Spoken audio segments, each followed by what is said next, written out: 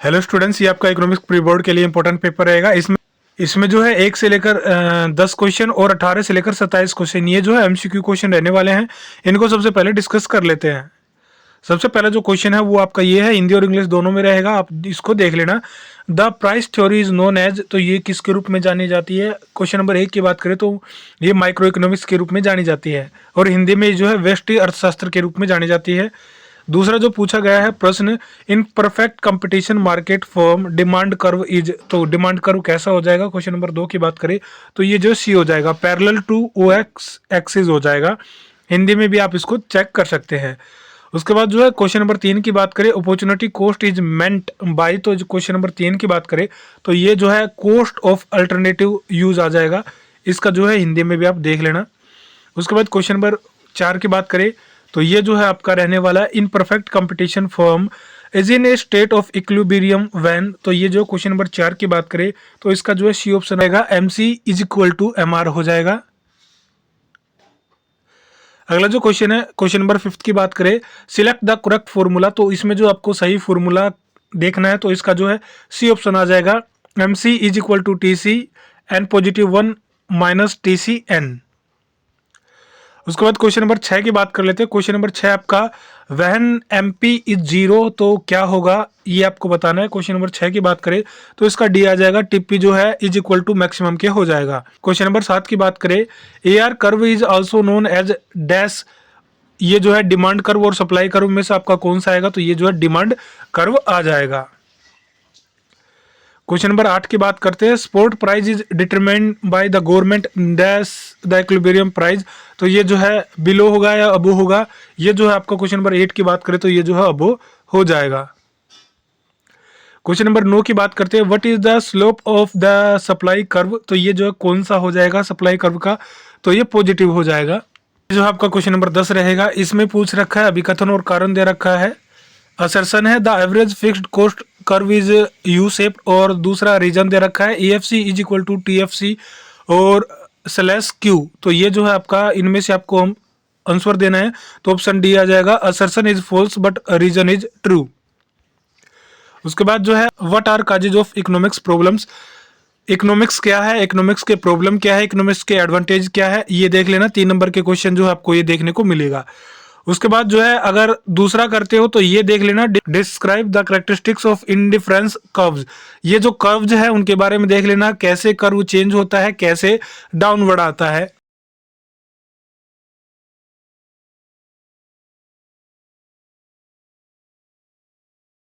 Question number 14 है, explain the relationship between average cost and margin cost, ये जरूर से देख लेना, कॉस्ट कैसे तैयार की जाती है, कॉस्ट में कितना प्रोडक्ट की वैल्यू होती है, कितना कमीशन वगैरह होता है, सारी चीजें जो है देख लेना, ये जो है आपका पूछा जाएगा। उसके बाद जो है आगे बात करते हैं, explain the difference between control price and spot price, ये मतलब प्रोडक्ट के बारे में देख लेना, प्रोडक्ट का प्राइस देख लेना, प्रोडक्ट का मार्केटिंग वैल्यू कितना है वो देख लेना, ये चीजें आप देख लोगे तो आपको जो है कहीं भी दिक्कत नहीं आएगी।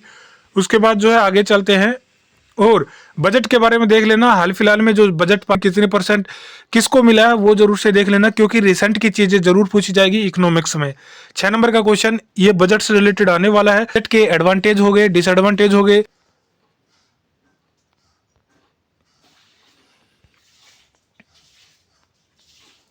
अब ये जो पार्ट बी आ गया, अब जो है इसके एमसीक्यू देख लेते हैं।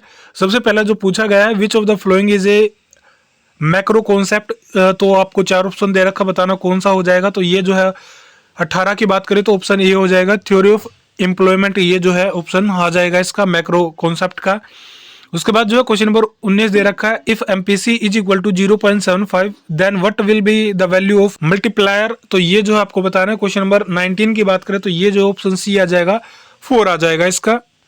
उसके बाद अगला जो क्वेश्चन है, which one is central bank of India, तो ये आपको बताना है कौन सा हो जाएगा। क्वेश्चन नंबर 20 की बात करें, आरबीआई हो जाएगा, reserve bank of India. Bank से रिलेटेड भी लेना, आरबीआई की गाइडलाइन क्या है, आरबीआई के गवर्नर कौन है, हाल फिलहाल में क्या चेंजमेंट हुए हैं वो देख लेना। उसके बाद क्वेश्चन नंबर 21 की बात करते हैं, in which method the problem of double counting is found, कौन से मेथड में आती है।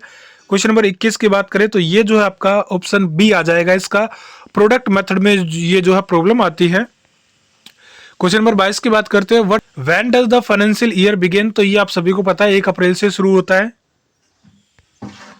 क्वेश्चन नंबर 23 की बात करते हैं, विच item is included in the balance of payments. Option D इसका आ जाएगा। इसमें विजिबल आइटम होता है, इनविजिबल आइटम, कैपिटल ट्रांसफर सारे होते हैं, उपयुक्त सभी आ जाएगा इसमें। क्वेश्चन नंबर 24 की बात करें, income tax is a dash tax, तो ये जो है डायरेक्ट है या इनडायरेक्ट है ये आपको बताना है, तो ये जो है डायरेक्ट टैक्स आ जाएगा।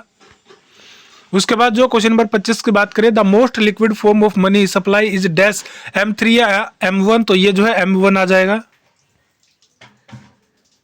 नंबर 26 की बात करें, income received from property and entrepreneurship is called, तो ये जो है ऑपरेटिंग सरप्लस के नाम से आ जाएगा। इनके जो आंसर भी आपको प्रोवाइड करवा देंगे। फिर जो है ये आपका 27 नंबर का आपका असर्शन और रीजन रहेगा। इसमें असर्शन दे रखा है, in the short run APC ये जो है ग्रेटर देन होता है MPC के, और रीजन दे रखा है consumption is not zero when income is zero.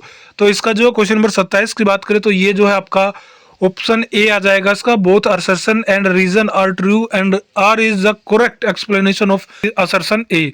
तो ये जो आपके MCQ क्वेश्चन थे। अब जो है बाकी लॉन्ग आंसर आपको दिखा देते हैं। ये जो है बैलेंस वाला देख लेना। उसके बाद जो है डिमांड और सप्लाई के बारे में देख लेना, डिमांड कैसी होती है, सप्लाई कैसी होती है, किसका कितना मार्जिन वगैरह। उसके बाद जो है ये जरूर देख लेना, explain the difference between micro economics और मैक्रो इकोनॉमिक्स।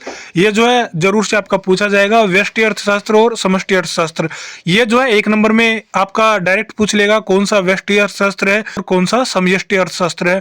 इसके अलावा 2 नंबर में इसकी डेफिनेशन पूछ लेगा, 3 नंबर में डिफरेंस के बारे में पूछ लेगा, और 4 नंबर में आपका ये जो है इसमें कितना एडवांटेज है कितना डिसएडवांटेज है, तो ये जो है जरूर से देख लेना।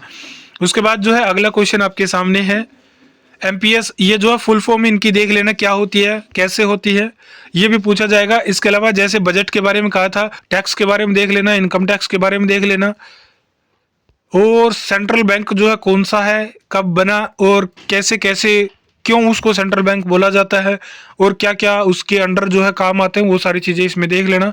तो ये जो है आपका पेपर रहेगा इकोनॉमिक्स के लिए, तो इसको जो है तैयार करके जाए।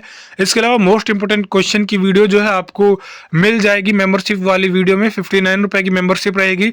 अगर आप लेते हो तो शाम को 4 बजे जो है आपको PDF मिल जाएगी, जिसमें इकोनॉमिक्स के मोस्ट इंपोर्टेंट क्वेश्चन जो आपको मिलने वाला है। तो आज की वीडियो बस इतने ही, मिलेंगे नेक्स्ट वीडियो में।